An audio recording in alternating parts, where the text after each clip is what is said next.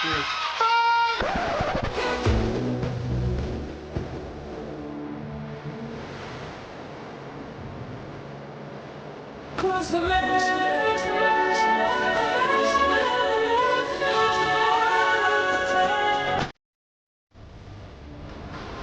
welcome to SuperCoach Edge for the round 9 review and round 10 preview. And it was a mixed bag of a round this round. Not unlike a box of favourites. We had the virtual picnics, crunchies and boosts in what we're titling this episode in You're So Gulden. That is the one and only Gulden, Errol Gulden. We saw him pick it up with a 156 for the second week in a row, if you don't mind.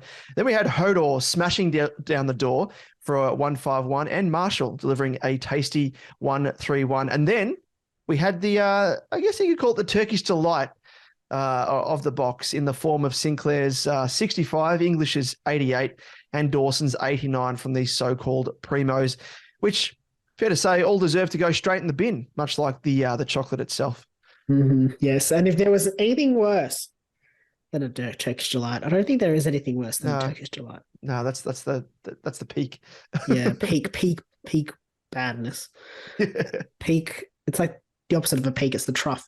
It would exist in the form of a disastrous moment if you did trade in Mills getting injured and subbed out for a score of just 4. Hopper doing a calf for 43.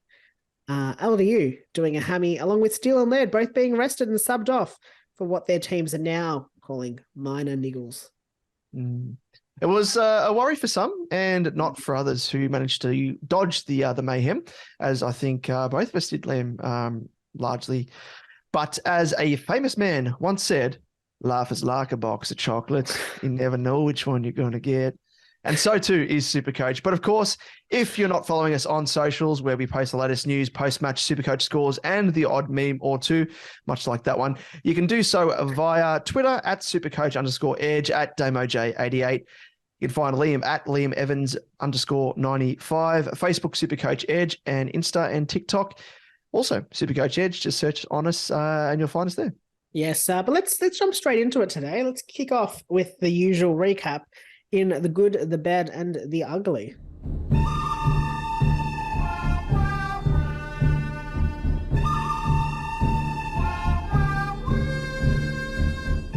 For those new to our show, in the good, the bad, and the ugly, we roll through some of the notable and some of the more forgettable performances, the peaks and the troughs as we to the top. Yeah. The crunchies, I don't know what else is in a favorites box. Crunchies. I think now they've changed it. Now I think there's a dream, I think, potentially. Yes. Or they've changed from a dream to something else. I don't know. But they've omitted the flake. The flake was my favorite. Yeah, so flake is peak here, but just bear with us, folks. But flake is the best. Yeah, flake is the good.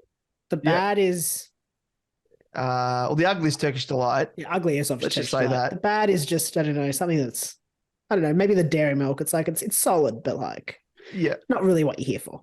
Yeah. Yes. And we run through them. We touch on how our own teams also performed in the segment and how our head-to-head rivalry is going. Yeah. Maybe just let us know what your favorite chocolate is from the favorites. Yeah, as well. We just keep it going. Yeah. Let us know in the comments. Anyway, let's get on with it. With the good, we have the good Gulden. Because Gulden was truly it's normally the goose that has laid the golden egg, but in this case, it was the swan that laid the golden egg on the weekend as he smashed out a second consecutive 156 and double points also for consistency here. Crazy to think some actually traded him out only 4 weeks ago after a season low of 47. And only for him to then punch out 119 and, of course, those two scores of 156. So goes to show, you got to have faith. I'll stop myself right there. I love that.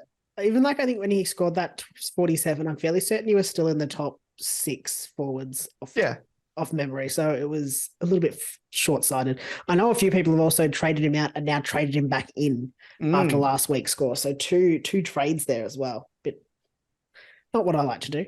But anyway, let's move on to the bad. The bad. And it is Timmy English found himself in this part of the show. He had his second game below 100 for the season with a score of 88. But you know what? Given he has been averaging 137 only 2 weeks ago it was only a matter of time before he did have that below par game. And I guess we can forgive him for that. Bad English. Just a double-A joke there. Moving on to ugly, and it is the other swan, Mills. And Mills unfortunately finds himself here, not through any fault of his own, but it was no solace for those that had just traded him in, only to now have to trade him back out again due to injury. And it was on par, I think, with the running man, took Miller's injury, as much of his ownership came in the week he went down with his knee.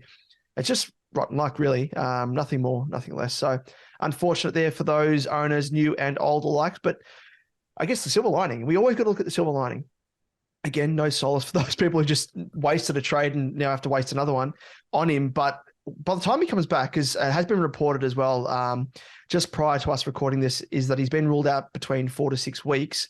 But when he does come back, he's going to drop in price. I mean, he's got that, what was it that he scored, a 4 or 5 thereabouts? Yeah, 4 or 5, something like that, yeah.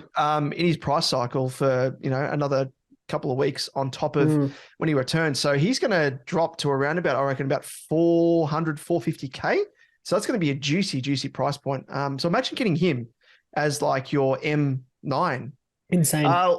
Let's move on to how both of our weeks shaped up, Liam. And kicking us off, my score, I ended up scoring a nice, juicy 2,330, which was quite nice to see. And ranking-wise, I rose up 2,342 spots to now sit 1,686 overall. Oof. So cut my ranking in half for the 4th consecutive week to sit in the illustrious top 1% overall. But hoping, of course, to crack the top 1K by the start of the dreaded buys, where, as we know, rankings can sometimes take a little bit of a hit. There's at least one week there where we get hit harder than most. So hopefully I can make up a little bit of ground by the time those start. But yeah, happy so far. In terms of trades, I chose the perfect time to cash in Chandler, as it turned out, which I thought, as is always the case, when you trade someone out, they always have a blinder. And it did happen with Ashcroft, which I'll speak on in a moment. But yeah, Chandler, he actually scored a season low 42. So it worked in my favor there. And I ended up bringing in Weddle, the new age Pokemon who plays footy for Hawthorn, who surprised me with a score of 65. And I brought him in with the belief his job security was a little bit more sound than others on offer, such as Atkins from the Gold Coast, for example. And given he plays the dreaded round 15 bye, where I need as much cover as I can get, that was also the other reason why I opted to bring him in. In terms of my other trades, so I then used the cash from this downgrade to upgrade Ashcroft to Dawson. And you'd think on the surface, oh yeah, that's a nice upgrade, like Dawson would have killed it. In comparison to Ashcroft, no.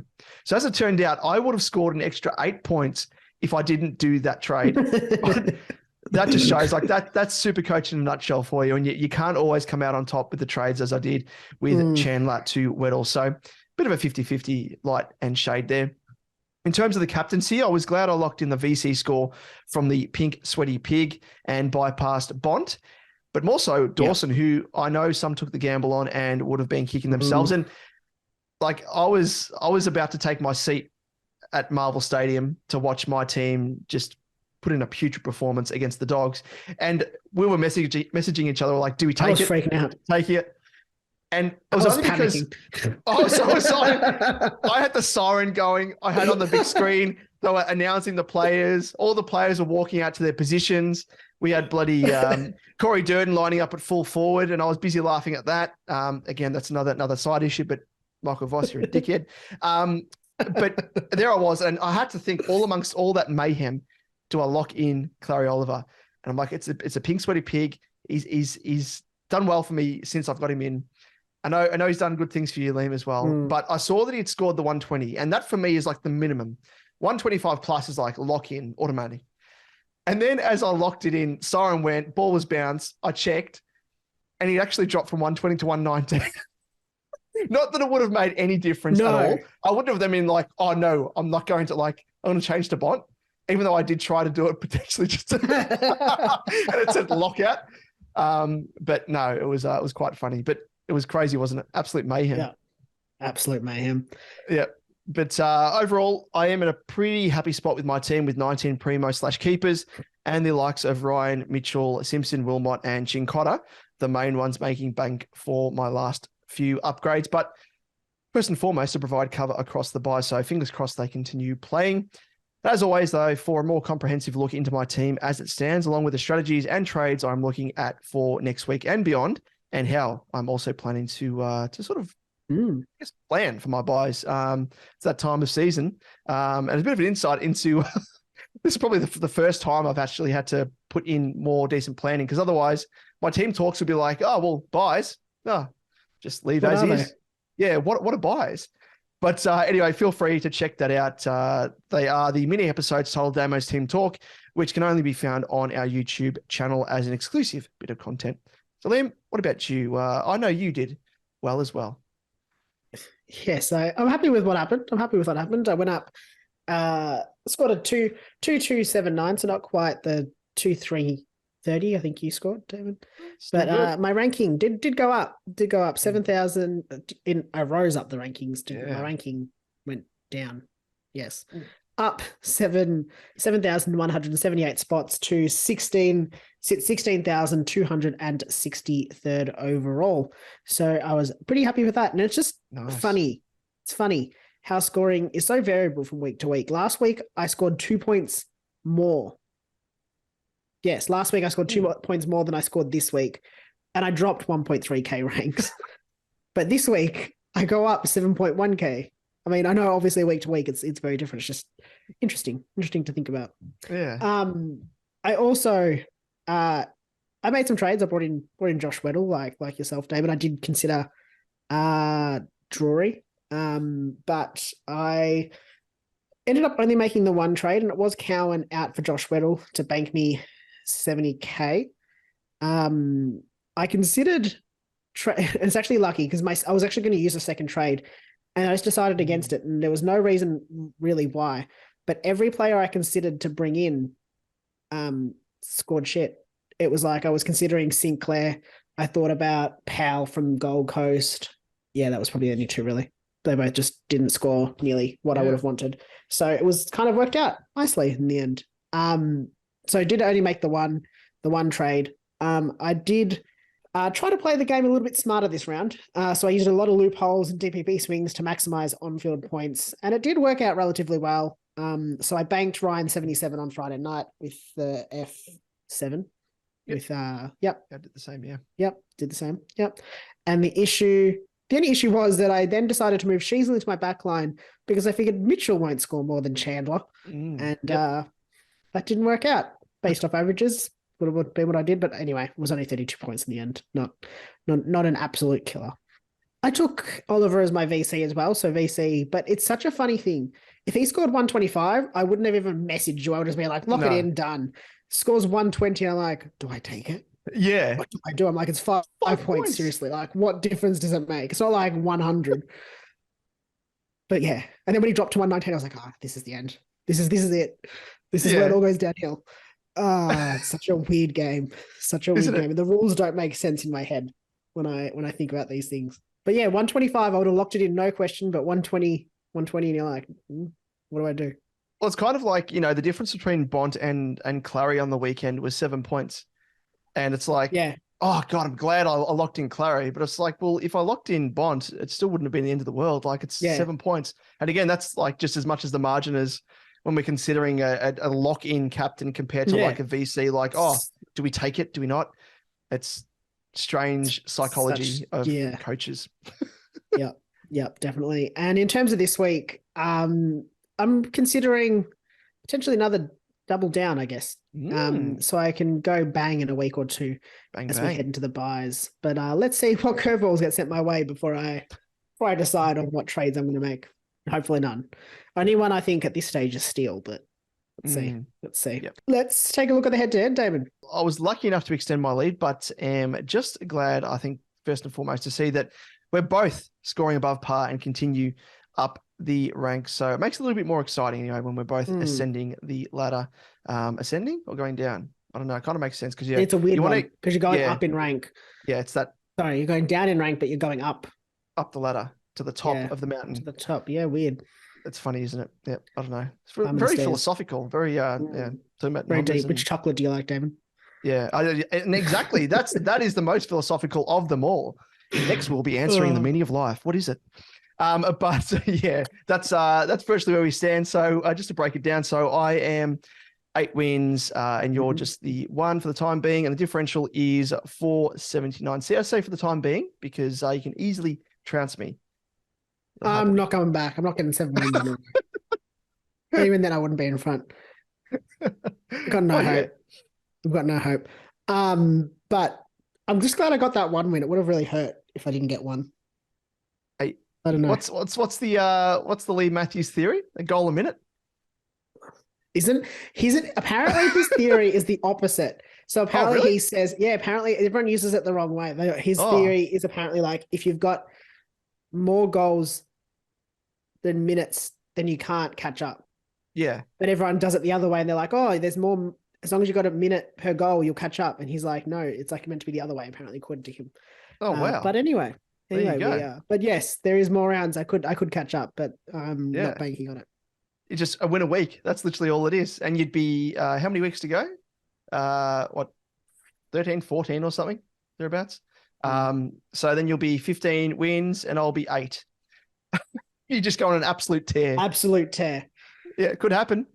Yeah. But now let's turn our attention to the juiciest part of our episode, as always, as we talk all things trades in The Price is Right. Show me the money. Oh! Does that make you feel good just to say that? What you gonna do, Derek? Show me the money! Yes, for those tuning in for the first time, The Price is Right is the segment where we discuss the potential trades and trade targets from round to round. And we'll also discuss whether a specific player under question should even be traded in or out at all. So let's kick off, Damon, with going, gone. And who's first up on the out ranks, I guess? Yes, we got Jacob Hopper. He's priced at 441k, averaging an 86.9 with a break-even of 97. And he was subbed out with a calf injury on the weekend, and Dimmer has said he'll miss some time. So being vague like that, I think, means that he's going to miss a fair bit of time. So, yeah, I mean, it's safe to say it's time to move him on. So get him up to a genuine keeper, a primo keeper at that. So there's a few on offer. He's made his bank, nice bank, and move him on. I was lucky enough to do so to Clary, which I think now at the moment, you'll be able to get Clary cheaper than what I actually got him in at. Where I thought I was getting him in at a bargain compared to, I think you got him in as he was starting to fall. The week before, yeah. I got one of those shit scores. Yeah, gee whiz. But they would have missed out, though, on the nice little 130 plus captaincy scores from Clary. So that's reason enough to look at someone like him and move on Hopper. Most certainly. Moving on to the next guy on the list, it is Connor McKenna, defender eligible, 296k, averaging 64.1 with a break-even of 88. Now, we all thought his scoring would improve with Rich out of the side and him getting, I guess, a bit more of that opportunity off the half-back line. But it's gone the other way with scores of 46 and 35 in his last 2 matches. He's also dropped 10.7k on the weekend. And his break-even has risen to 88, a score he has only eclipsed once this season. I think he got close with his second, which was like 86 or something, but still not good enough. I think it's move him on now if you have him.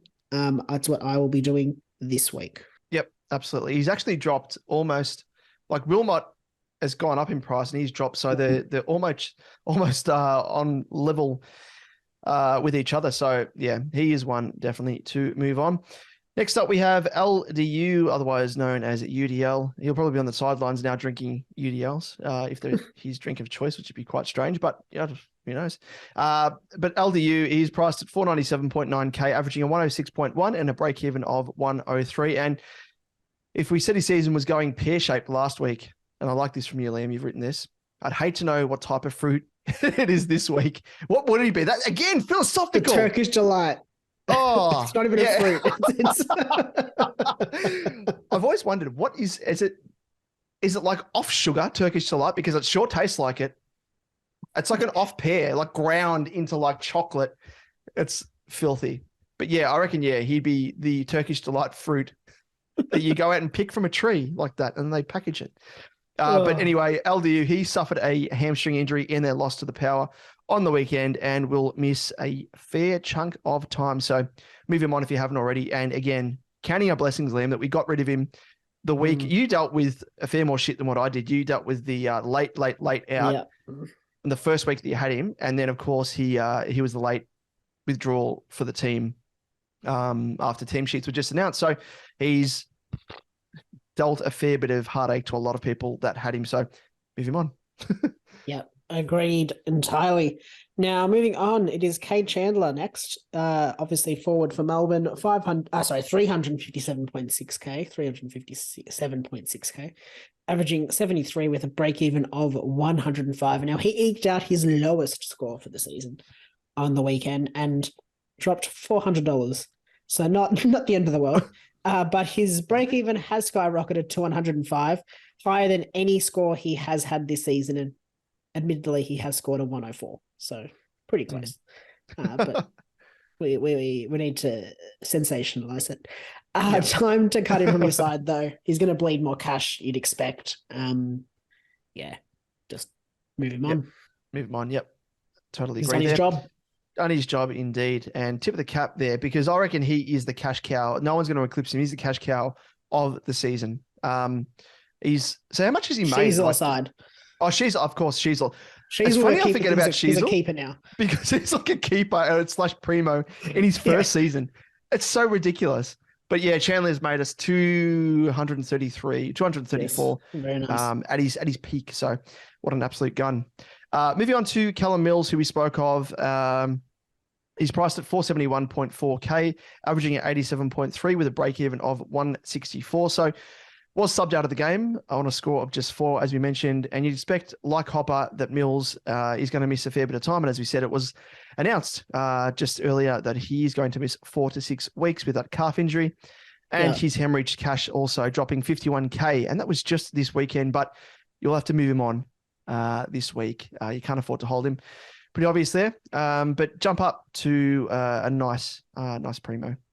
Agreed. You could even go with what's his name? Warner. Chad Warner. Get the Chad in. Yeah, his teammate. Might see a little bit of an uptick there as well as scoring. Yeah. A bit of positive correlation coming off the back of that negative news there with Mills. Bit of a sneaky option there for you. I think would be a pretty good pod, I'd say, as well. Anyway, moving on to Owen Davey Jr., mid-forward eligible, 194.4K, averaging 42.3 with a break-even of 73. Now, he started as the sub on the weekend, and that has not just halted his cash gen, but seen him drop some too. He's dropped 17.6K just on the weekend alone. His break-even is 73, and I can't see his scoring improving, especially given now he is being considered as a sub-candidate from week to week. I mean, I assume this week being Dream Time at the G, he'll start the game. But yeah, I just don't think his scoring's there. Looks a bit tired. You could hold him as cover or potentially as a non-playing player, loophole option if he does go back to the VFL, as he won't net you much cash right now from a downgrade. Like if you downgrade to Drury, you're getting what? You're getting 90 odd K. But he does have that handy DPP status, so you could potentially just use him as a season-long sort of bench option. You get a score when he plays, but you don't really care about his cash gen, I guess. Yep. No, totally agree there. And interesting fact as well, seeing as though we're throwing facts out here, I'm pretty sure he was dating Taylor Swift. Oh, sorry, that was Joe Alwyn. Sorry. Apologies about that. Just a bit of an in-joke there. For those people listening and tuning in, we had this discussion around dinner table. It was choked then. Both of, like my wife, your fiance, big Taylor Swift fans, talking about this Joe Alwyn. And we're like, who is this Alwyn bloke? We're like, doesn't he play for Essendon? And he's a junior. They're like, what? Anyway, let's move on from that. I just thought I was trying to catch you out as you were drinking a glass of water. I was waiting for you to spit it everywhere. You got me. Almost choked, I have to admit. Oh, no, that's not good. Let's move on to the next category on the chopping block, and it is Will Ashcroft as a midfielder, priced at 384.3K, averaging a 77.8 with a break-even of 85. Came back with a vengeance after a poor score a fortnight ago. Of course, for those of us also who traded him out, like myself, his score of 97 on the weekend saw him increase in cash, believe it or not, when a lot of people thought he was going to drop. And fair enough. He finds himself on this part of the list as he's probably hit his max price with a projected score of 77. His break-evens will be 85, 43, and 74 in the next 4 weeks, remembering that he has his buy in round 12. So based on that, you could cut him loose to upgrade to a genuine primo, or you could hold until his buy. So hence the reason why he's on the chopping block, hasn't yet got the chop. I don't know. He's good cash gen. There's a lot of cash sitting there. I think if you can upgrade him, I'd definitely do that. Yeah. But if you don't need to, if you're going to sit on your trades, he's one I'd hold for the time being. He's not really pumping out shit scores. Yeah. I think he'll be serviceable enough for the next few weeks. Yep. Moving on to the next bloke on the list, and it is Oscar Baker, mid-eligible for the Dogs, 291.1k, averaging 58.8 with a break-even of 58. And here's another who has been very serviceable, though his break-even and average have converged, so it is time to let him go. Less of an issue, I guess, than a Chandler or a McKenna, so you could look to hold him in the next few weeks to cover for the buys. He is the round... I don't know what round it is, just the last one. Here's the last buy. So he'd be handy to cover you right through the buys and then upgrade him in that last week. I don't think you'd probably wouldn't see massive drops in cash unless he has really poor scores. But yeah, one to consider. Again, is not the biggest issue you've got. I think a McKenna or a Chandler are your bigger issues this week. Yeah, exactly right. Just play the break-even game at the moment. Yeah. And maximize the amount of $1 dues you can get from these cash cows. $900 dues. Let's move on to the next category, and it is, of course, the juicy one. Get them in. And first up, we have Tom Stewart, obviously a defender, priced at 601.5k, averaging a 107.5 with a break-even of 129. And we only really need to cast our minds back to last season when he scored 187 against his next upcoming opponent in Freo to be reminded immediately of his scoring capacity. And with a lower score of 92 this season, discounting, of course, his injury game in round 1, you can choose him with confidence, knowing he'll be one of your highest scoring players week in and week out, which is what I love in terms of having him in my team. He's averaging a 120.2 also when we disregard that injury game, making him the third highest averaging defender in the game. So make sure you prioritize him when upgrading your defense because behind Dawson and Dacos, who everyone has, he is someone that needs to be brought in en masse and very quickly if you can as well, because of that high floor, like the 92 being a lower score, incredible. Like that there is gold from week to week in your head-to-head leagues. If you're going for, cash leagues or even just, bragging rights against your mates, like that's awesome. It'll help you win games from week to week, but overall as well. Yeah, agreed entirely. Moving on to the next guy on the list, it is Zach Merritt, mid-eligible, 564.1k, averaging 103.9 with a break-even of 120. And Merritt is coming in at an absolute bargain price here, but you could even see him drop even a little bit more considering his break-even is 120. As we've spoken about in past seasons, I feel like, and probably even earlier this season, Merritt does tend to increase his scoring average as the season goes on. I know it sounds a bit silly, but we tend to see a slow start and then comes home with an absolute wet sail. And I'll touch on some of the numbers a little bit later. But we do need to consider his run in the next few rounds. He has Richmond this week, who he averages 104.5 against. West Coast, who he averages 109.1 against. North, who he averages 101.1 against. Carlton, who he averages 92.2 against. And that's, I think, the bye. Then he has the bye. Then post-bye, he faces Freo, who he averages 109.8 against. And then Port, who he averages 108.1 against. He also then faces West Coast and North again on the home. So pretty good run for him. So I guess that's why I'm kind of considering, that's why he's on this list based off that run, even though his break even of 120 is below his average. And then if we look at his averaging in seasons gone by, in 2021, he increased his average from his pre-buy average to his post-buy average by 10 points. And in 2022, he did the same thing, but by 8 points. So this season, again, is following a pretty similar trajectory. His pre-buy scores are averaging pretty similar. So you'd expect that he ups that and has a pretty favorable matchup to come along afterwards as well. The only concern that I really do have with him, but it could also mean that there's some upside, is that his CBAs have really dropped off in recent weeks, with 38% in round 7 for some reason, 72% in round 8, and 62% in round 9. The upside here, though, is that if he does increase his CBAs, the scoring will come naturally. He's not scoring terribly. Obviously, he's not going... he's going sub 100, which isn't great when he's got those lower CBA numbers. But when we do say that he has 70 plus CBAs, he's, the correlation is there. His scoring goes up. And I expect that he, with Parrish out, he'll be getting more and more CBAs as the season goes on. Interesting. I'm just looking at his CBA breakdown, and it's kind of coincided with that absolute pest they call the package. So he's had an uptick in CBAs largely when Merritt returned from suspension. Stringer had 80% and then Merritt had 38. But yeah, super strange as well with Parrish not being there. I thought he, of all people, would have had the most CBAs, but then they gave 71% strangely to Caldwell. When the previous week he had 3%. So yeah, it's all over the place. I actually don't know what they're doing. What the go is there, but yeah, surely he's going to get an increased number of CBAs without Parrish there. But as you say, the fixture, he's probably got one of the best fixtures out there. And then without Parrish there as well, means there's more points to go around, more slices of pie to go around. He can just gorge himself on. Hope he likes pie because he's going to be having a fair bit of it. And I'm looking to get him in. Yeah, keep in mind that his last 4 weeks, he's played Melbourne, so he's played all top 8 teams. Melbourne scored 134, Geelong scored 91, Port Adelaide scored 106, and Brisbane scored 95.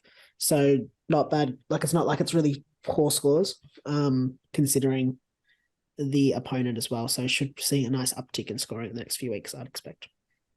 No, I like it. He should be in most people's team. I think by the end of the buys, I reckon he might be one of the more owned midfielders, and for good reason.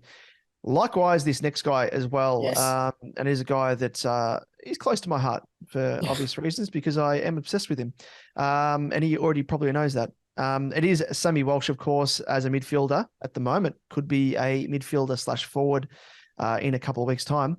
But he's priced at 610.4K, averaging a 114.8 with a break-even of 125. So Walshy has been a picture of consistency thus far in 2023. But what appeals most is, as I said, the prospect that he may be given forward DPP status if he can maintain a high enough percentage of game time up forward.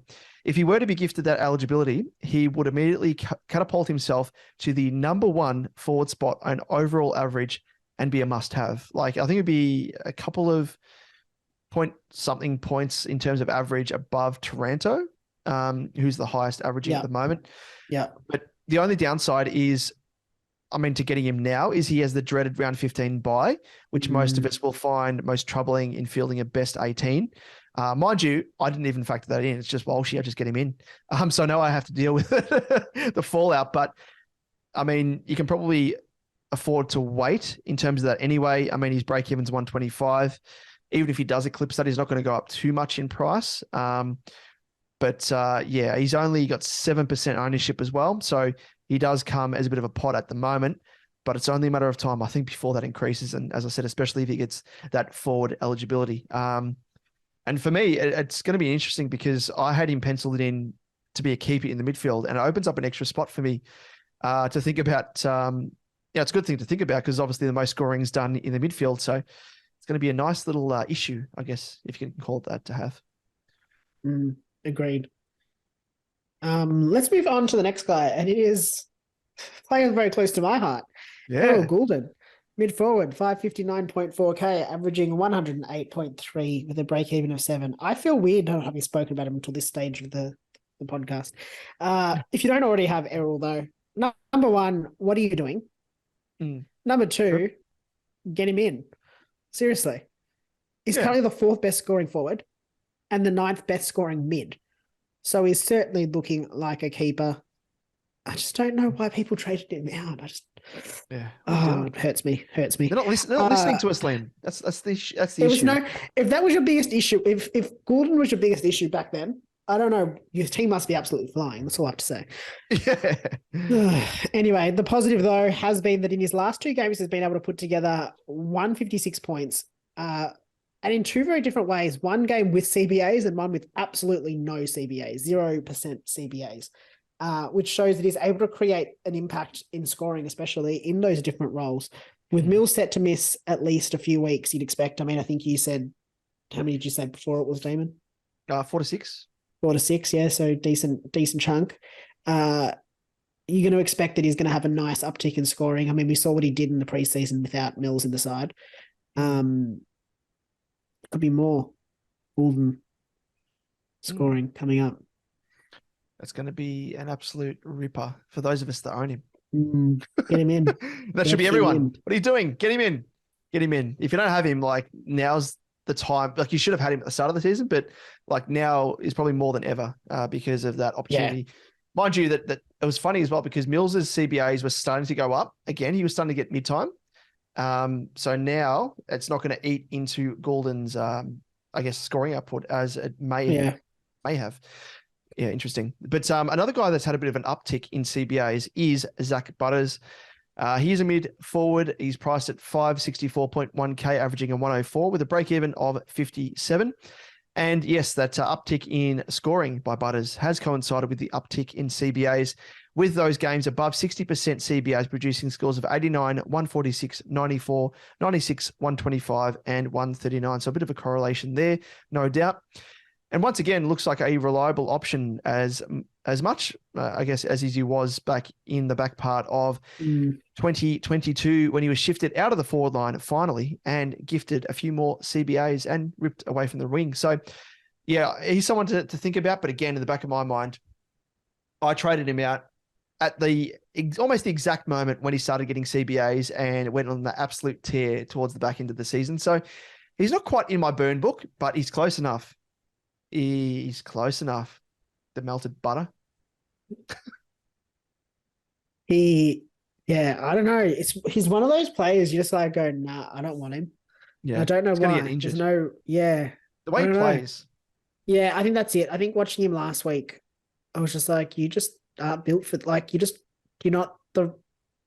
can't throw yourself in the contest like that. You're not I don't know, not like a Cripps or a Wines or a big bodied kind of mid that looks like they can do that. I don't know.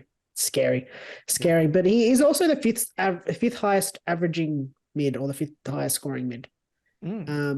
So yeah, there's that going for him as well in his current position.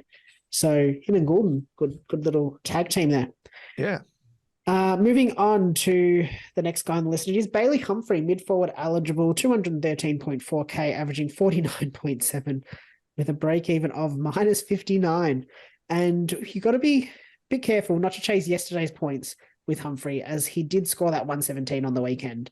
But we do have to consider him as with just a projected score of just 52, he will make over 80k in the next 2 weeks. What is juicy? Juicy, but yeah, I don't know. He'll also be a handy buy cover. With the very friendly round 13 bye, making him useful for covering the most difficult remaining bye weeks in round 14 and in round 15. Does come in at a higher price point though, and is not an absolute must. But with rookies and reliable rookies at that, hard to find, he does present as a very solid option, but you're going to have to pay up. Further to that point, the big downside is, like Atkins last week, the higher price point does mean you're likely not going to be netting much or any cash in the trade, meaning virtually sideways trading to a potential cash cow. Yep. No, it's true. It's hard, isn't it? Because you can kind of compare it in a sense to Setterfield potentially. There's a few of us that paid up to get him into our sides, and it was jumping from one cash cow to another. And similar thing, I guess, with Samson Ryan in our case, and a few other people would have done the same thing as well. Where I can't recall who I traded to Samson Ryan. Oh, I think it was Chesser. It might have been Chesser maybe. where I would have had to have paid an extra 20K on top of the 130 odd that Chester is to get Samson Ryan in my team. But again, it's worked out because Samson Ryan's making an absolute bulk of cash. And this is a similar sort of thing. You just ride the cash wave. But again, it means that you're going to have to you're not wasting a trade, but you're burning a trade in a sense because you're not getting any return from that trade in terms of the cash and the difference that you normally get. But I think it really comes down to who you're trading him from. Like if you go Chandler to him, you're making what, 115K, I think, 130K. I don't know, I can't maths, 140K. Yeah. Similar thing as well, like Wilmot is around about close to 70K. So there are a few guys that are the higher price point. Ashcroft, obviously. So it's not the end of the world. I think he's not I think a lot of people are jumping on him like he's a must have. And I don't think it's that stage for everyone. And I worry that it's a little bit of like, oh, he scored 117. Like, wow. But I mean, I just quickly going to get up his scores. And whilst you're doing that as well, we have to admit that he has been the sub in some of those games off memory. Yeah. And he's also, a lot of people, not a lot, but some people went for Atkins last week, who was at a similar price point as well. So I don't think if you've gone down that route, I don't think you can afford to use another trade on someone in the same position or price point. It means you're using two trades. You're not getting any monetary return. If, for example, you are using cash to upgrade to Atkins and then you're having to use cash to upgrade to Humphrey, you're not getting you're getting return longer term, but you're not getting that instant return that we like to see when you're doing a bit of a downgrade or cashing in a cash cow for another cash cow. Yeah, fair call. And I mean, looking at his scores, so St Kilda 39, Fremantle 38, North 43, Richmond you scored -3, Melbourne 64, and then West Coast on the weekend 117. So, I mean, it's hard. It's hard. I mean, looking at his projected score of 52, if he scores 52 on the weekend, he'll go up 50K, 50.6K. His break-even will then be -59. So his break-even will then be -19. He'll then go up with a score of 52 on the week in round 11. He'll go up 32.1K. His break-even will then be 65. And in round 12, he's going to projected with a score of 52 to go down 5.7K. And 52 would be his third highest score from 5-6 games. Interesting. So, it's just a tough one. He said that big breakout game, isn't it? It's like that really is it sustainable? Numbers. Skews the numbers, skews the break even, skews everything. Like it's not reflective of what he's going to produce longer term, given that he's already scored, as you said, like those. There's a sub-affected scores, but then also like the other smaller scores as well. Interesting as well, just looking at his CBAs, he's received a few CBAs. On the weekend, he had 19% CBAs. The week before that, 0. Then the week before that again, 3 weeks ago, was 10%. And then in his first game, he had 17%.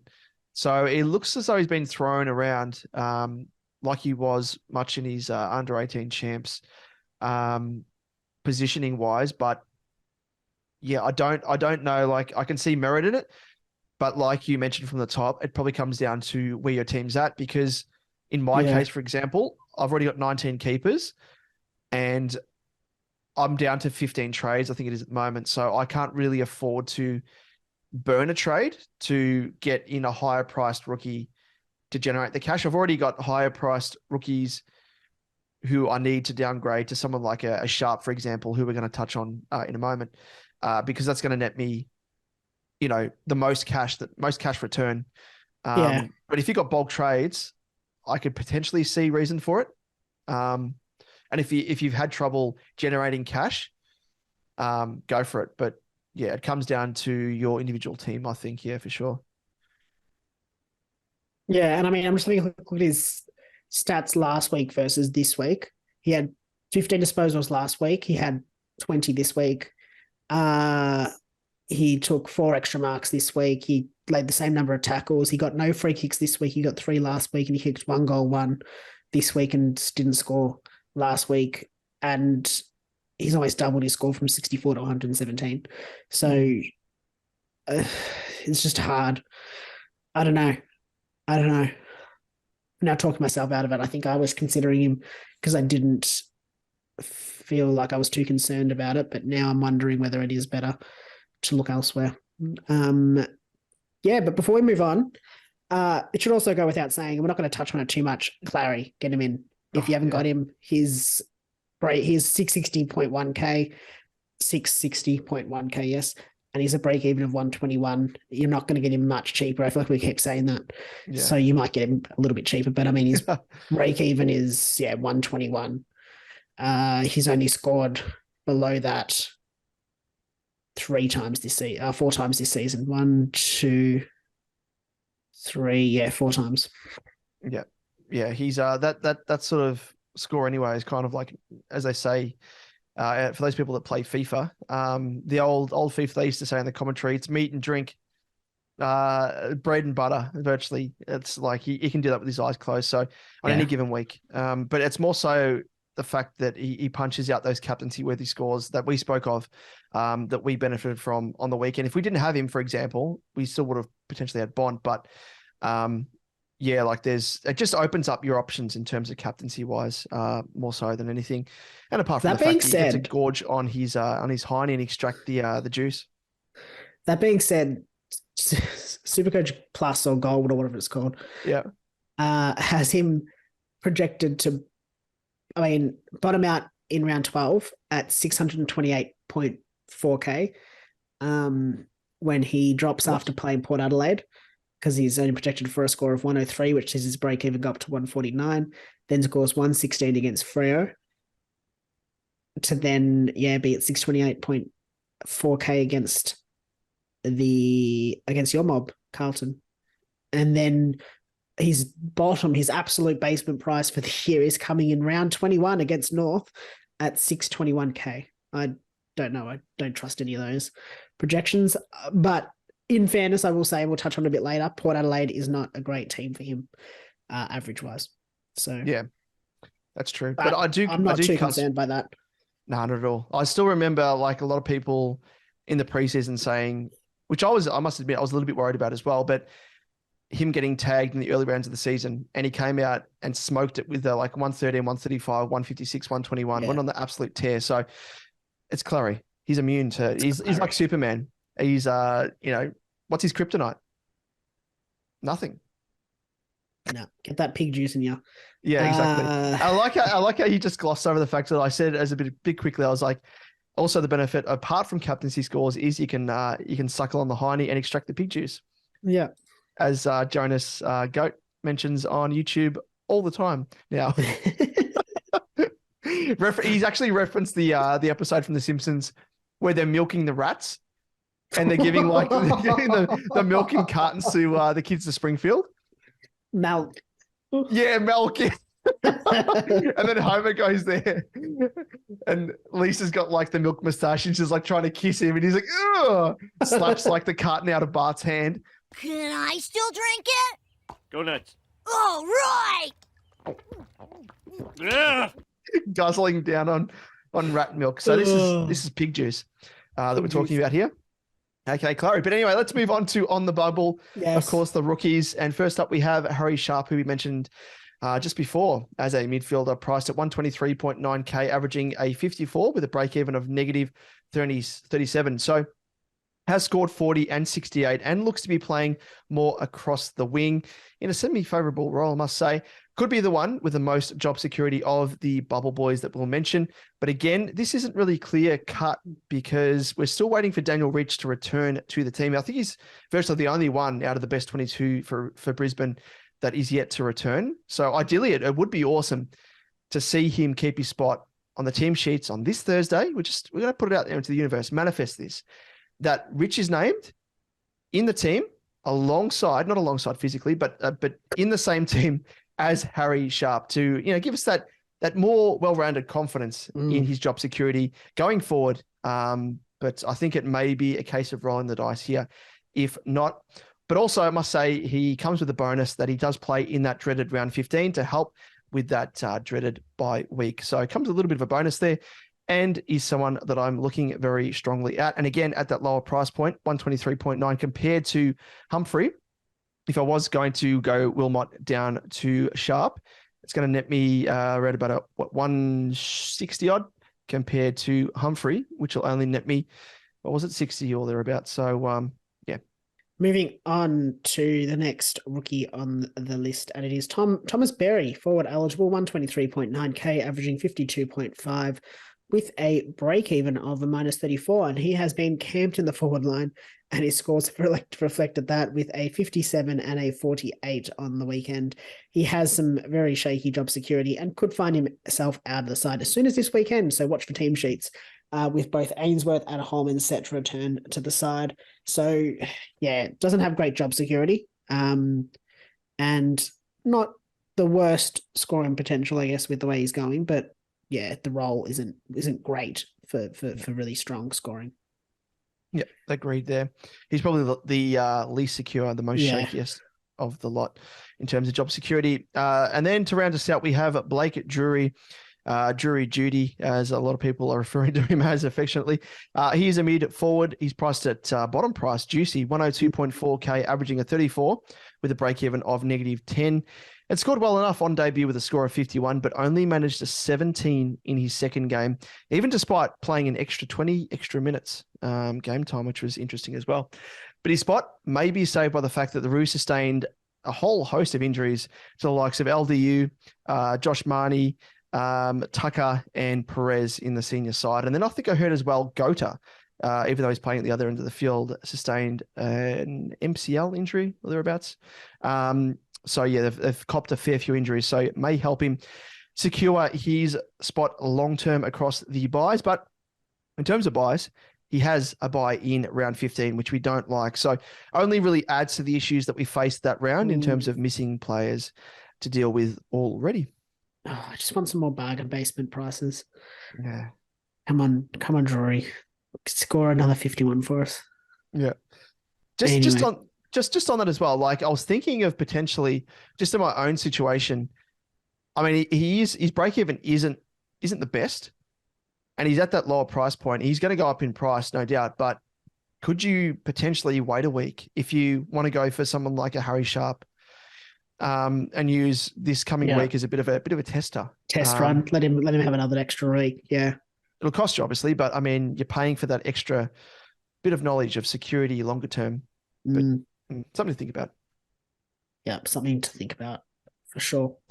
Let's move on to some left field options. And we've got Campbell Chesser, mid defender eligible, 132.1k, averaging 29.7 with a break even of 6. And he has largely been a forgotten man after the popular starting cash cow pick injured his knee and has been on the sideline since round 3. He did return to the Waffle on the weekend for 16 disposals. Didn't do too much in terms of SuperCoach scores due to limited game time and opportunity while he was in the side. But with the Eagles starting 22, ravaged by injury since he last played, I think they've not even got 22 players on the field anymore. I think it's like 5, and they're just recruiting old witches' hats players to come back. He could have some of the most secure job security out there with not great job scoring potential, but I'll take it. I'll take it off my bench. Who cares? And I've held him this whole time. Oh, really? Here we go. He's been very serviceable as my loophole option. But he has greater opportunity in terms of role and score coming. So could be one that if you did jump off, you could jump back on. Only 132.1k if he does get named. Yep. I did actually have it in mind when I got rid of him at the time. I was like, it might actually work well later in the season where, we're having less reliable rookies. He did obviously start the year. So there is, and he came with big raps, obviously, when he was drafted, was injured for all of last year. And I think, if he gets named, I think I'm going to take a punt on him. He's probably alongside Sharp as in terms of guys that I'm looking at most in terms of cash cows. But yeah, we'll see how we go.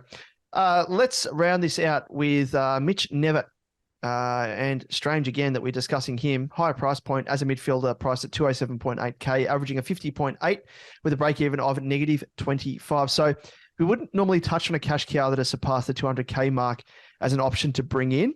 But with the likes of Humphrey being considered at a slightly higher price point, it's worth discussing Nevitt, as some would no doubt consider him. Has scored 46, 72, and 71 after punching out a sub-affected 14 on debut, and it looks to be at home in the Cats lineup, playing predominantly as a winger.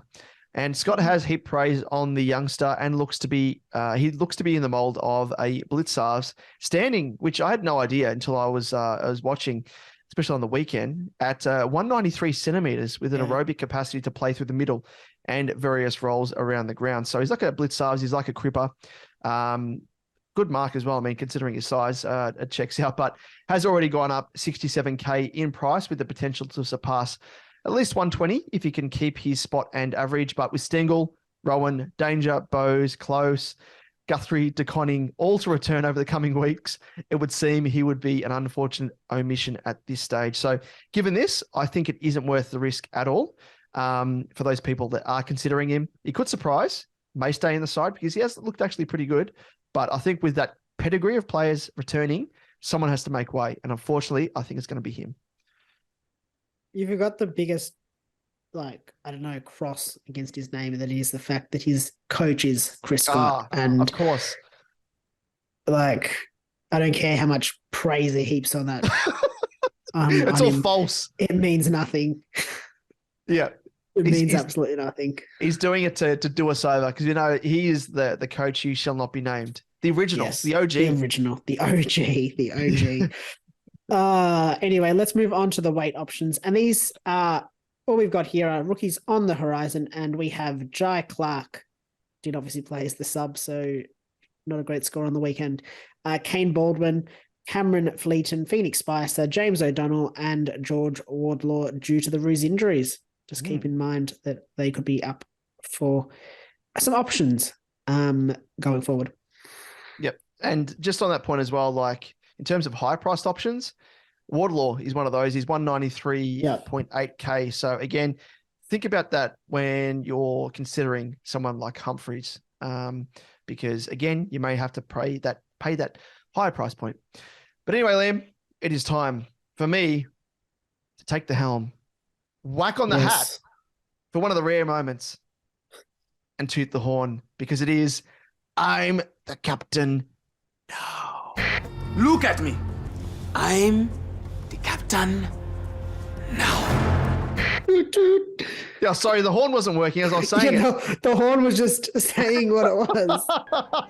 Well, that's the upgrade I've made to my horn. You know how you can get cars nowadays like those... the Teslas. Yeah. Yeah, you can customize it like, a phone ringtone. And you can change to that song, "Move, bitch, get out the way, get out." I've seen that's quite funny actually. So when I buy a Tesla, even if I don't have a Tesla, I can just attach it to my Mazda, put a boombox on there, press play. Yeah.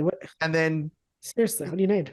Just go on those police siren things, Yeah, exactly right. Or like the the PA system things just to get to stop your car. Yeah. Hey, you down in front. Like Homer when he's in the cinema, post-apocalyptic, and it's like the skeleton. Hey, buddy, down in front. That'd be me. Anyway, this is I'm the captain now. If you hadn't noticed already, aside from us going off on a tangent yet again. But in I'm the captain now, we chat about what VC and C options you've got for the upcoming round of SuperCoach. As always, we've scrounged through the data and found the best options for you to consider. And Liam, I'll hand the baton over to you whilst I probably put on my captain's hat. Yeah, it's very jaunty there. Yeah, it is a bit. Got it on quite a actually, it's pretty good. This anyway, is the way my head's shaped. Let's kick off with vice captaincy options. And we've got Port Adelaide up against Melbourne on Friday night at 7:50 p.m. at Adelaide Oval to kick off Sir Douglas Nichols round. And it is Max Gawn. Has an average of 100.25 in his last 4 games against the Power, with scores of 160, 52, 102, and 87.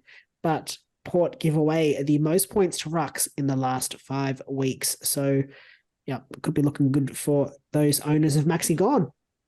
Juicy matchup there. And we also have Clary Oliver. Has an average of 90.5 in his last 4 games against the Power with scores of 68, 118, 105, and 71, but has his second worst average against the Power with 96.3 from 7 outings and a high score of 118. So interesting. I don't know who they would have to tag him. Yeah, it's just weird. It's a weird... I mean, Drew would have been a tagger. Yeah, that's true. Drew, yep. But you just... True, Drew. It's weird that he has such a poor average against them. So yeah, one to consider. Moving on to North Melbourne up against Sydney on Saturday at 1:45 at Marvel Stadium, and we have one Errol Gulden. He has an average of 67.66 in his 3 games against the Roos with scores of 106, 52, and 45. But he comes into this game with his 2 most recent scores of 156 times 2. North give away the 4th most points to wingers. Gulden's been playing on both the wing and at the CBA. So at the CP, with the centre bounce. So either way, could get a good chance to score well. That gets it. That's the words. I'm struggling. Shoveling coal. That's what he does. So yeah, could be a bit of probably a more left wing VC option there. Could be a little bit of a pot. I don't think many people will go for a Gulden for a VC. Let's move on to the next game, and it is the Western Bulldogs against the Crows on Saturday at 2:10 p.m. at Mars Stadium. First up, we have Tim English, who has an average of 101.67 in his last 3 games against the Crows with scores of 111, a 90, and 104. And Adelaide give away the 5th least points to ruck, so maybe in for a bit of a dirty day, potentially back-to-back after he struggled last week. Did he play? Did he play last week? Oh, Carlton. Your mob. Yeah, of course. I've already forgotten about it. He had not many hitouts. Pitternet had, or Pitternet, I don't know. Don't know what he is. He had more hitouts to advantage than Tim English. Yeah, it's true. Which was interesting. I remember saying that. Yeah, strange. Moving on, same game, obviously. Marcus Bontempelli. He has an average of 128.5 in his last 4 against the Crows with scores of 88, 87, 199, and 140. And Adelaide give away the 4th least points to inside mids, though. So, I don't know. It's all over the place. It is at Mars Stadium. That 140 against the Crows came at Mars Stadium. Just that's a bit of a FYI. Interesting. Well, yeah. Like they're kind of like both different ends of the spectrum. It's like one's bloody an insane score. The other one's like, yeah, that's a shit score. That's like 199 Jordan and Dawson produced the 140. weekend. Yeah. Yeah, and 88 and 87. What do you... Yeah, mixed. Very much a mixed bag. Oh, well, it's eating a Turkish Delight and then eating a Crunchy. But does it get rid of the shit Turkish Delight taste out of your mouth? Does it? That's the question. That's a good question. Yeah, you have to have another flake. But flakes aren't in there anymore. Oh my God. Anyway, let's move on to Jordan Dawson before I think about that anymore and start crying. Has an average of 79.25 in his last 4 games, does Jordan Dawson against the Dogs with scores of 81, 141, 54, and 41. Again, bit of a mixed bag there, but we all know he is capable of some massive scores. And the Dogs give away the least points to attacking defenders and the 3rd least points to inside mids, which also hurts this next guy as well, Liam. But I don't like the sound of that for Dawson. This game does not sound good at all for anyone. Yeah, exactly. Just there's no scoring happening. Everyone's going to end up on 0. Or it's going to be like one of those things where it's bad for everyone, so it just evens out, so the scores are all good. True. I don't know. Maybe. Anyway, Rory Laird. He has an average of 101.5 in his last 4 against the Dogs with scores of 123, 102, 77, and 104. So nothing really to write home about there either. And as we said, 3rd least points to inside mids and coming off a bit of a resting as the sub because of that knock. So I don't know. Not liking this game. No, exactly. And I'd almost wish, I mean, the buys are only a few weeks away, a couple of weeks away, thereabouts. But Rory Laird, he's been rested in game. He's been subbed. There was that game that we all thought he was subbed and he wasn't subbed. Like he needs a rest. Like we need the Rory Laird of old. Like it's annoying. Yes. But Yeah. Anyway, maybe this is the game. Maybe this is the game where he has a massive breakout and goes back to being a bloody 130, 140 plus. That would be nice. But let's move on to the next game. It is Freo up against the Cats on Saturday at 4:35 p.m. at Optus Stadium. And first up, we have Caleb Sarong. Has an average of 85.3 in his last 3 games against the Cats with scores of 79, 59, and 118, but has been capable of some big scores this season. And they have been 120, 130, and 146 times 2.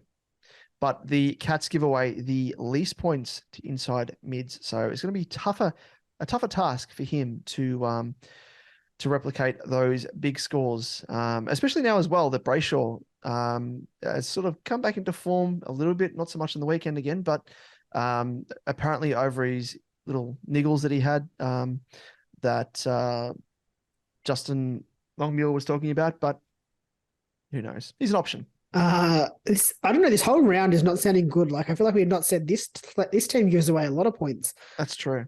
Except for Max Gawn. Anyway, in that same game, Tom Stewart, he has an average of 117.5 in his last 4 against the Dockers with scores of 187, 102, 89, and 92. Again, other than that one big score, the others are just not great. And Freo give away the least points to designated kick-in takers, so this avenue of scoring may dry up for Tom Stewart. You're totally right. There's no correlation at all with any of these teams and the players. We literally have to rely on their form line, recent form, to get us through. This is not fun.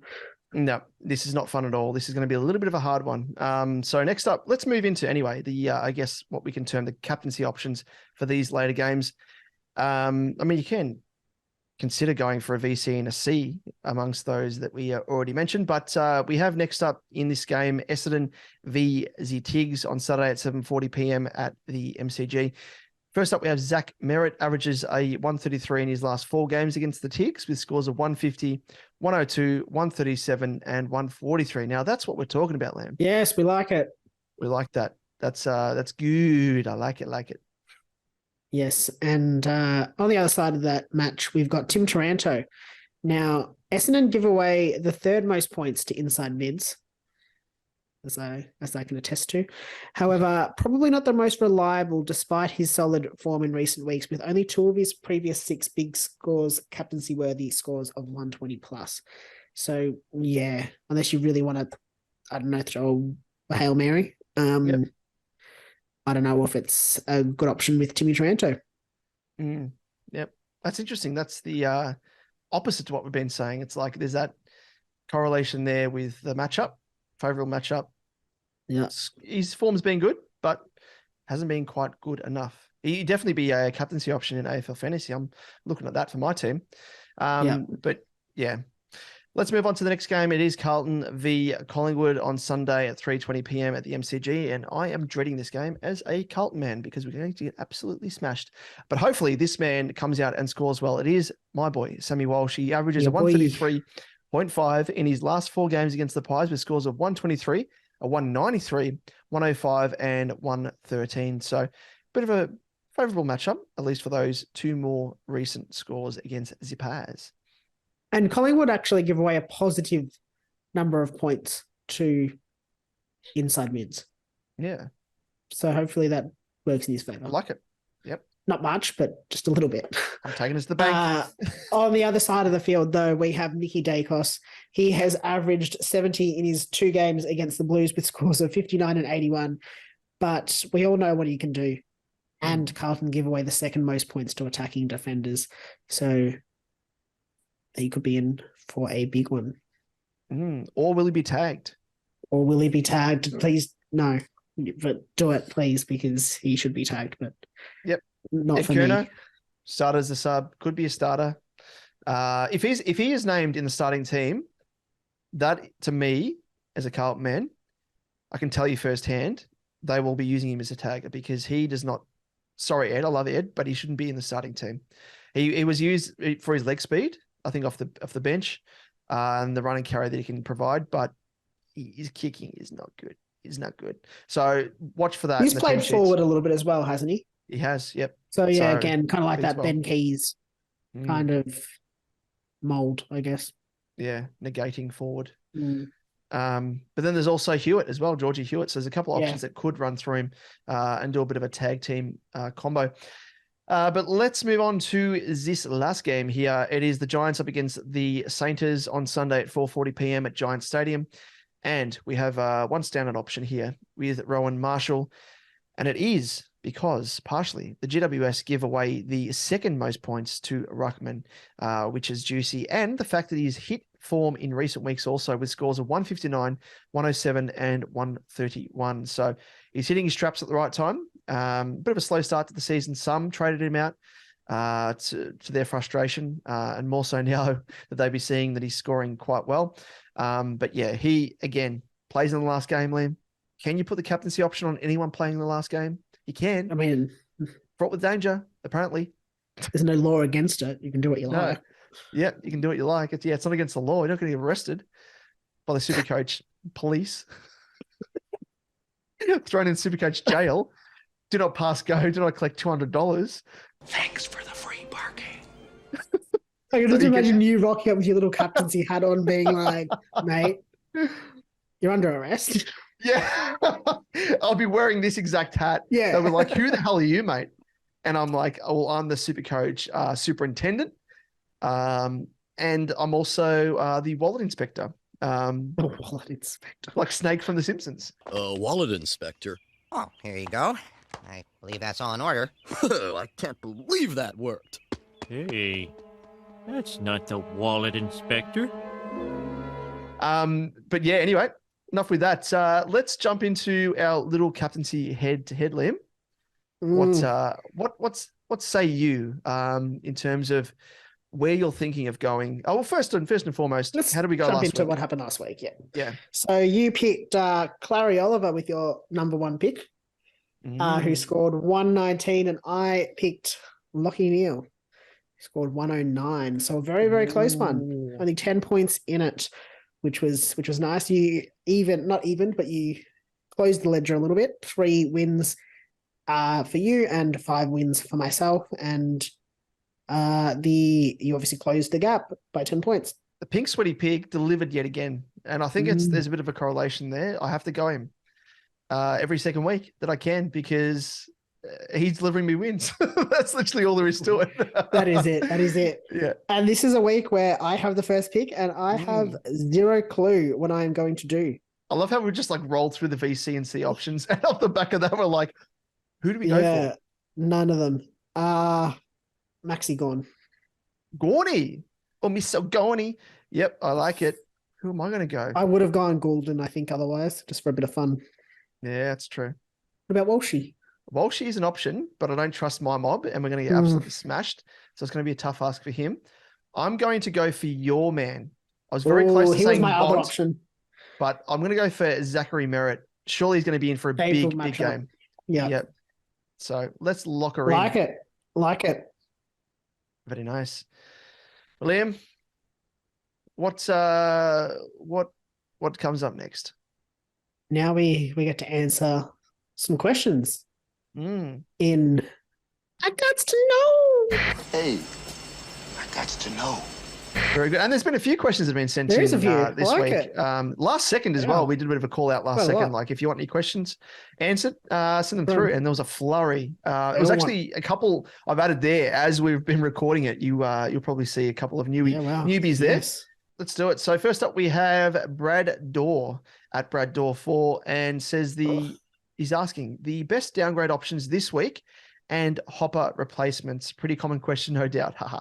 Well, yes, that is true. And we were actually going to do a bit of a talking point coming off the back of chatting about trades in terms of ranking rookies. So we'll do it in terms of answering your question, Brad. So Liam, I'll pass the baton to you to answer this first up. Yeah, tough one. I'm not entirely sure what I think. I do like Humphrey, 1 for his buy structure, 2 for he's got probably the best scoring potential and job security of those other guys. And I don't trust his, like I say, scoring potential with like a real asterisk next to it. So he sits one based off that, but his price is his biggest issue. Very, very close second is Blake Drury for me. I can't see him being dropped with I think they had 5 injuries on the weekend. So I can't see him moving on. Bargain basement price, he frees up a lot of cash, play him off your bench. Yeah. Then probably Harry Sharp. If he's named, he might move up. It's really hard because we don't know what players are being named. Harry Sharp, probably, if Sharp's named, I probably prefer him over Humphrey. Yeah. Because of his price. But yeah, he probably sits third because I do think he's going to get dropped. And then Thomas Berry probably sits in fourth just because of the role. But he has the juicy buy structure, so it's hard. It's hard. Yeah, it is. Yeah, we could. Yeah, as you say, could probably answer this best when team sheets are announced on Thursday. But yeah, I think for me, I would say Harry Sharp. I'm looking at him personally for my own team. Yeah. Again, with Humphrey, it comes down to circumstance. I'm not in the position to be able to afford to use almost the trade in a sideways nature to bring in Humphrey. Yeah, and that's the other thing. I think it depends on your side. Yeah. So that for me means, again, he's relegated to behind Drury, who I have in the second spot. Alongside, actually, I've forgotten as well. I'm going to add in an extra option here. Doesn't apply to you, Liam, because you've already got him, but Campbell Chesser, I'm going to add him in as an equal first option for me, I think. I really like Chesser's named. I like him, yeah. Yeah, his job security. They've got 10 players and witches hats taking up the rest of the field, and they're playing like it as well. Unfortunately, apologies to West Coast fans out there, but and I can't speak as a Carlton man, but yeah, I think Sharp and Chesser alongside each other, Drury in that second spot or third spot, if you want to call it that, followed by Humphrey, and then Berry last in that order there. Yep. Yeah, and then with Hopper as well, I think in terms of replacements, it goes without saying, aim for as high as you can. Clary, I think go for him first and foremost. Yeah. Apart from him, I'd be looking actually at a Merit, where we spoke of there's so many things going for him, the loss of Parish, uptick in CBAs on the horizon, and that favourable fixture as well. I think he's going to go absolutely bananas. So for me, I'd be going for him, but anyone that catches your eye, Liam? No, I agree with those two. Walsh is probably the other one for me. Yep. Especially if you can get some DPP status, because you would have slot him straight into your mid forward line and bingo bango. The other one that I might consider would be a bit of a left field option, and that is Chad Warner, just because he could have some upside with Mills out. Yep. A bit of a risky option there. Let's move on to the next question, and it is from Facebook from Michael Higginson, and he asks, "What to do with Orman Davey? Should I trade to Humphreys or someone cheaper? How would 2 games at TIO affect Humphreys scoring? If Davey dropped, could hold and see how Wardlaw goes if he plays." Yes. Okay. Then we're going to throw that one to you. So he's in that situation that I was alluding to, where you're trading. Almost sideways trading Davey to Humphrey. It's actually an upgrade. Yeah. Yeah. Because you're having to pour some more cash into it on top of that trade. So you're burning a trade straight up, and you're not gaining any cash, but you're actually losing cash in this sense because you have to fund the trade. I think if you haven't brought in the likes of Atkins and made one of these similar trades already, I think you could potentially afford to do it. Again, depending on where your team's at and how many trades you've used thus far. Because it's like riding the cash wave. He's got the best job security out of any of the guys we've mentioned. So that's a big tick. And he's got that big score in his price cycle for 3 weeks now, or another 2 weeks after this weekend. And he's going to go bananas and guarantee you a bit of cash in the bank. So if you have been missing rookies to the caliber of a Chandler and stuff, and you need to make back a little bit of ground, I don't mind going for Humphreys, but again, so many of those factors that I just alluded to, which kind of dictates as whether or not you can go for Humphreys. That's whether or not TIO affects Humphreys. Who knows? I have no idea. He's only played 5-6 games. 5 games, 6 games, I think. Yeah. But yeah, and you made a good point. If Davies dropped, could hold and see how Wardlaw goes. Again, Wardlaw's at that higher price point as well, but more of a sideways trade. I think you'll actually gain around about $1,000 from that trade.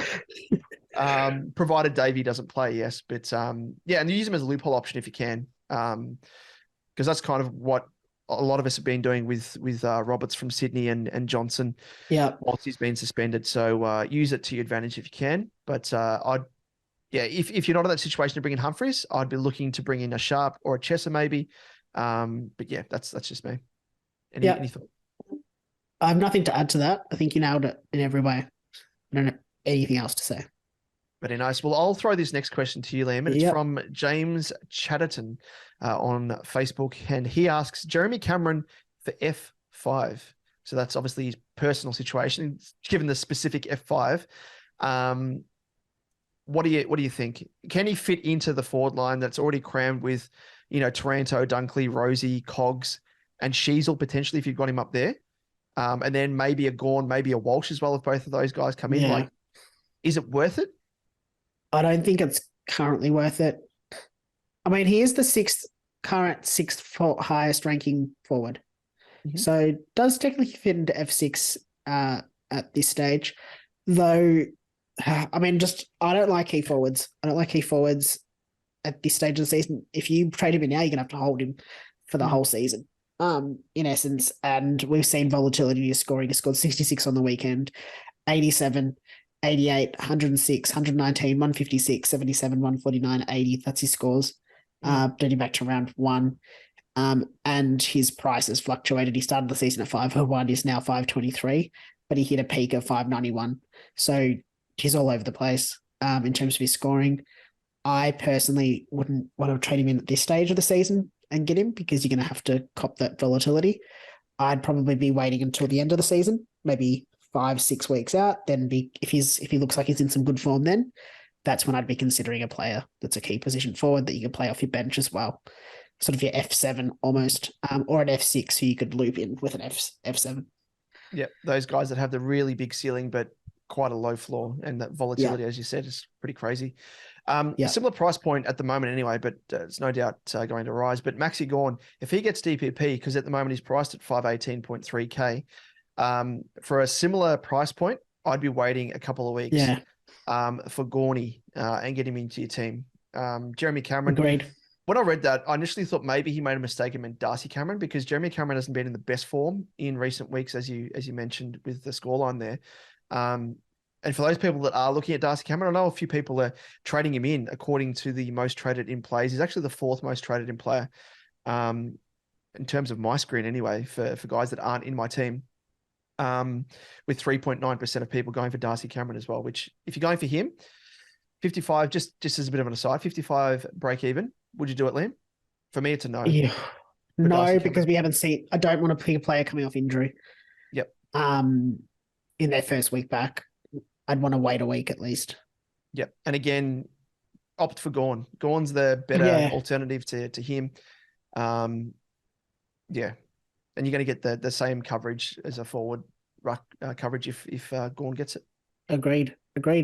Now let's kick off with the next question, and it is from SuperCoach Pleb at SuperCoach Pleb. Make sure you follow them on Twitter. Quality content coming out of them, especially Simpsons memes, which we all love. Yes. Hey fellas, a long-time listener, second-time commenter. I am unfortunately dealing with what I thought was a pod in Mason Wood. He's been playing like a wet blanket as of late. Should I just bite the old bullet and not rage trade him? Should I just bite the old bullet and not rage trade him? Yours sincerely, Papa Roach, last resort. I'm going to look him up. I haven't even considered Mason Wood. Yeah, well, he's had a shit one in the past couple of weeks. He's had a 63 and a 74, and his averages is during that time has dropped from 105.1 to 97.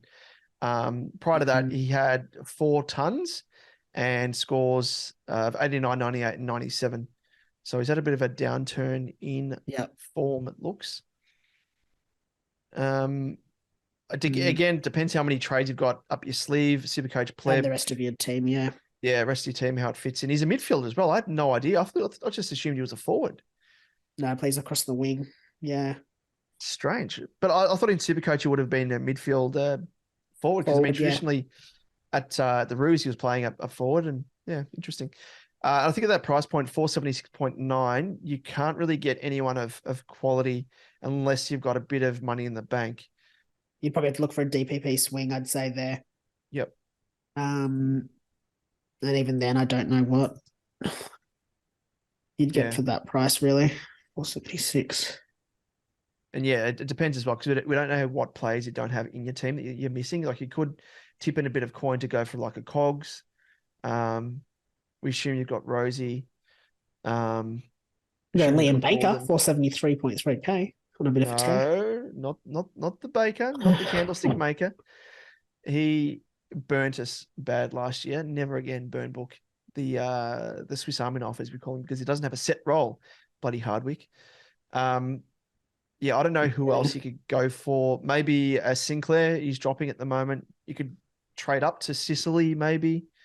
I don't know. Yeah, it's a tough one. Maxi Gorn, wait for him. Walshy, wait for him. Pour some more cash in. Yeah, I reckon you'll just have to ride it out at the moment and hope that he meets his break even at 135, or at least minimizes the cash bleed that he's got at the moment. Got the Giants, and then he's got the Hawks in a couple of weeks as well. So you'd think should have a half decent game against them. Yep. Now let's move on to the next question. Yes, has been sent in by the Duke, and he's at the Real Duke, and he's a long time viewer of our content on YouTube because he comments a fair bit. So thanks for tuning in, the Duke, and likewise as well, SuperCoach Play, but everyone else that has sent in questions as well. He asks, "Hey guys, I'm currently ranked 258th overall, so well done, the Duke, going well. Very nice. I'm going Hopper and Chandler to Sharp and one of Walsh or Merritt. The buy doesn't matter. Who should I go? His current plan is round 10, Ashcroft/Ryan and a rookie to Darcy Cameron and Bubble Boy. Round 11, Ashcroft. So whoever he doesn't trade out the previous week will trade this week, or that in round 11. Round 11, yeah. Plus a rookie, to a rookie and Dawson. Yeah. And then round 12 is his final up. So he's obviously got 3 rookies on field at the moment that he wants to get rid of. So he's in a similar position to me, actually. Yeah. Okay. Buy doesn't matter. And obviously, there's a big gulf in prices there as well. So is he saying that this trade will happen around 12, considering he's outlined? No, I think you're saying it's this week now. Heading into round 10. This week he's going to heading into round 10.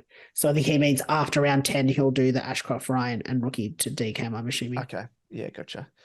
Yeah, that's a bit of a tough one. I think at the lower price point, I would set aside my love affair with Walshy, and I'd probably go with Merritt because he presents more upside in the short term. But I'll try and target Walsh as well. Even more so if he gets the forward DPP, like he's almost a must if he does. I don't know. What are your thoughts, Liam? It's funny, I was the opposite. So I feel like we've both got our anti-bias in there. Yeah. Like we don't want to be look like we're biased. I'd probably go Walsh purely because of that DPP. But the risk is he might not get DPP. Yeah. Yeah, I think you're right, though, actually, when I think about it a bit more. Probably I would go for Merritt. There's some more value there as well. Like you can use that cash. I mean, it probably gets you, 70K off memory? 80K? Something like that. Yeah. Yep. Yeah, 70K thereabouts. Yeah. Yep. Okay. I think either way, they're both. Yeah, I don't options. think it's not a bad. Yeah, you've got there's ups. You're not going to get a bad pick doing that. I don't think. Yeah, and I think yeah. Even if Walsh doesn't get DPP on average, he's the 6th best averaging midfielder at the moment. Yeah. So he's still a worthy pick in himself anyway. So Exactly. Flip a coin if you want to, but yeah, I think you can't go wrong with either if you want to go for Walsh or Merritt. But I reckon I'd go for Merritt ahead of Walsh and then target, or whoever, let's put it this way, whoever you go for this week, try and get them in the following weeks, potentially as that final up after round 12.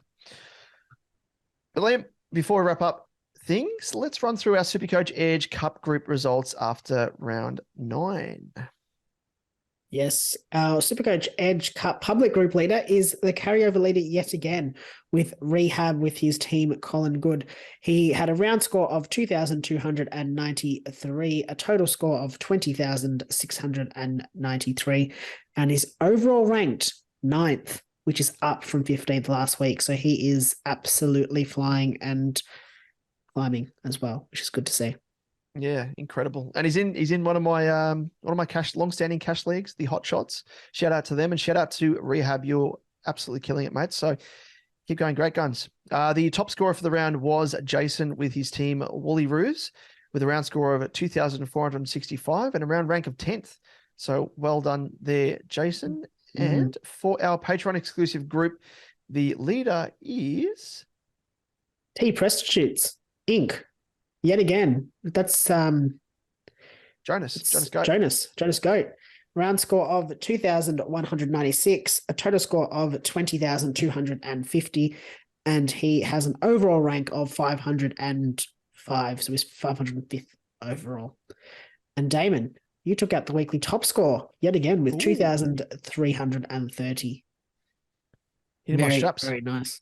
Just like a jockey down the straight, just feverishly on the back. Hope it doesn't run out of puff.